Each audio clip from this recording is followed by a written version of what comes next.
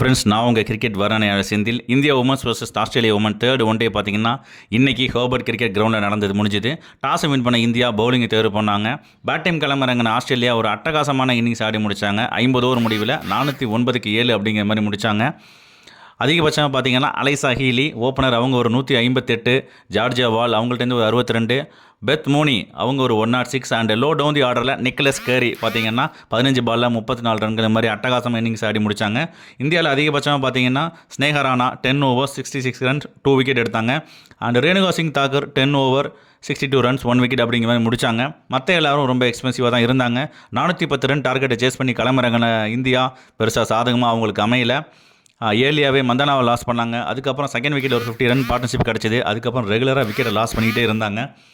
And 8th விக்கெட்டில் பார்த்தீங்கன்னா ஸ்னேகா ராணா மற்றும் தீப்தி சர்மா கிடையாது ஒரு 60 ரன் பார்ட்னர்ஷிப் கிடச்சிது. அதுக்கப்புறம் எந்த ஒரு பேட்டருமே 50 கூட கிராஸ் பண்ணலை. எந்த ஒரு பார்ட்னர்ஷிப்பும் அதுக்கப்புறம் பில்ட் ஆகலை. அதன் காரணமாக 46 ஓவருக்குள்ளேயே இந்தியா 225 ரன்னுக்கு ஆல் அவுட் ஆனாங்க. இதன் மூலமாக 185 ரன் வித்தியாசத்தில் இமாலய வெற்றியை ஆஸ்திரேலியா பதிவு பண்ணாங்க. அலெக்சா ஹீலி பார்த்தீங்கன்னா அவங்களோட லாஸ்ட் இன்டர்நேஷ்னல் மேட்ச் இன்றைக்கி ஆடுறாங்க.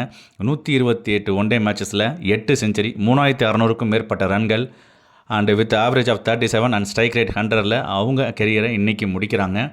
T20 இன்டர்நேஷ்னல்லையும் அட்டகாசமாக ரெக்கார்ட் வச்சுருக்காங்க. 150க்கும் மேற்பட்ட T20 மேட்சஸ் ஆடிருக்காங்க.